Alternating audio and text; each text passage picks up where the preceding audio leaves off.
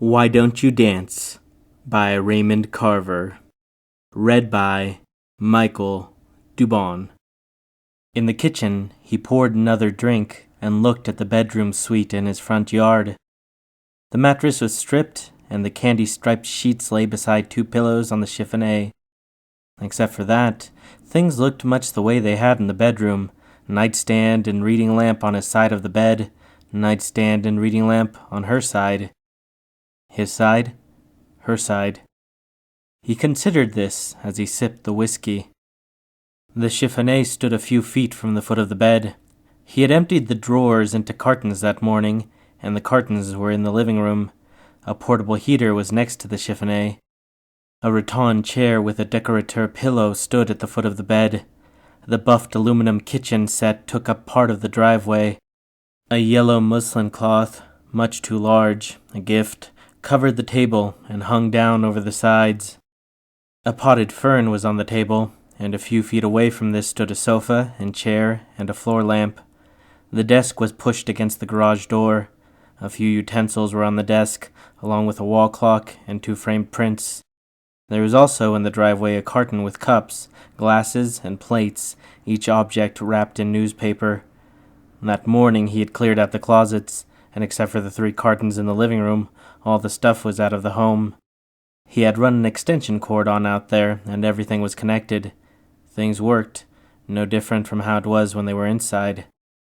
Now and then a car slowed, and people stared, but no one stopped. It occurred to him that he wouldn't, either. "It must be a yard sale," the girl said to the boy. This girl and this boy were furnishing a little apartment. "Let's see what they want for the bed," the girl said. "And for the TV," the boy said. The boy pulled into the driveway and stopped in front of the kitchen table. They got out of the car and began to examine things, the girl touching the muslin cloth, the boy plugging in the blender and turning the dial to MINCE, the girl picking up a chafing dish, the boy turning on the television set and making little adjustments. He sat down on the sofa to watch. He lit a cigarette, looked around, flipped the match into the grass. The girl sat on the bed. She pushed off her shoes and lay back. She thought she could see a star. "Come here, Jack. Try this bed. Bring one of those pillows," she said. "How is it?" he said. "Try it," she said. He looked around. The house was dark. "I feel funny," he said. "Better see if anybody's home." She bounced on the bed.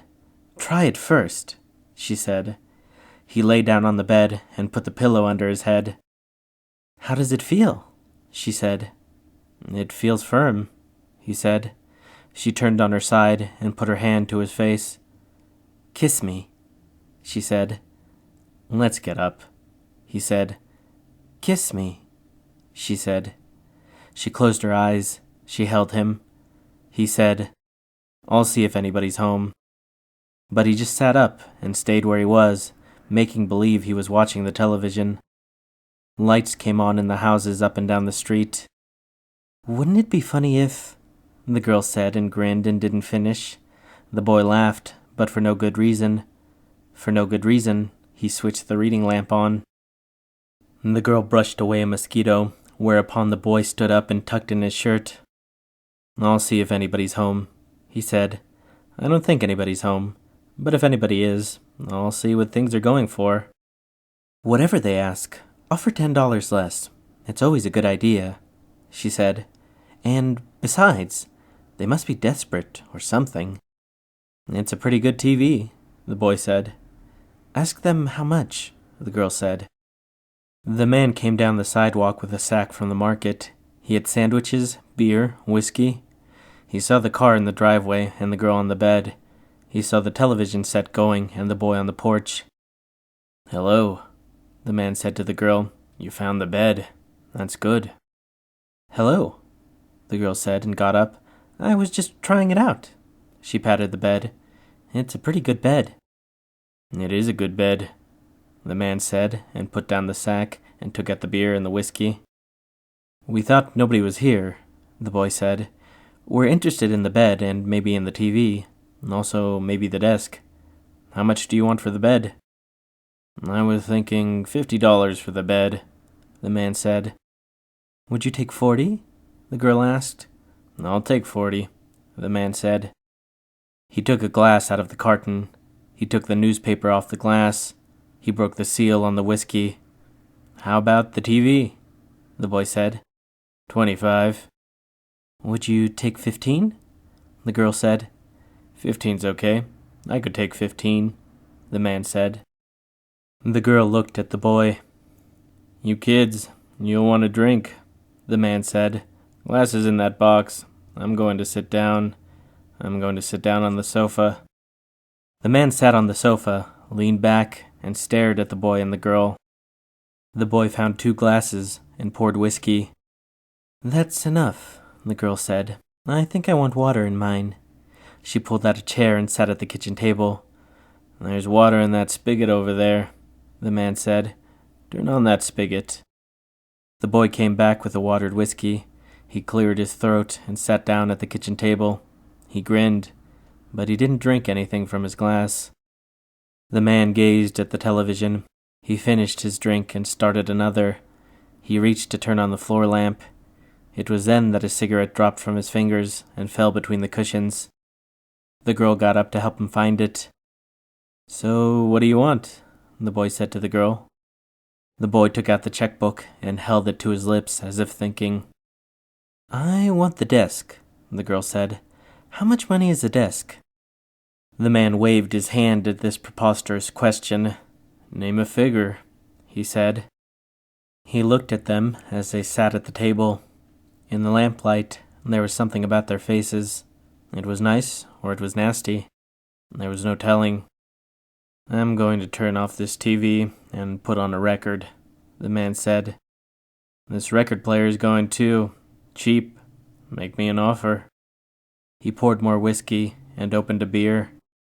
Everything goes, said the man. The girl held out her glass and the man poured. Thank you, she said. You're very nice, she said. It goes to your head, the boy said. I'm getting it in the head. He held up his glass and jiggled it. The man finished his drink and poured another, and then he found the box with the records. Pick something, the man said to the girl, and he held the records out to her. The boy was writing the check.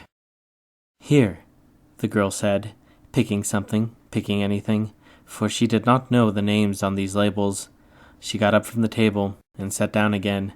She did not want to sit still. I'm making it out to cash, the boy said. Sure, the man said.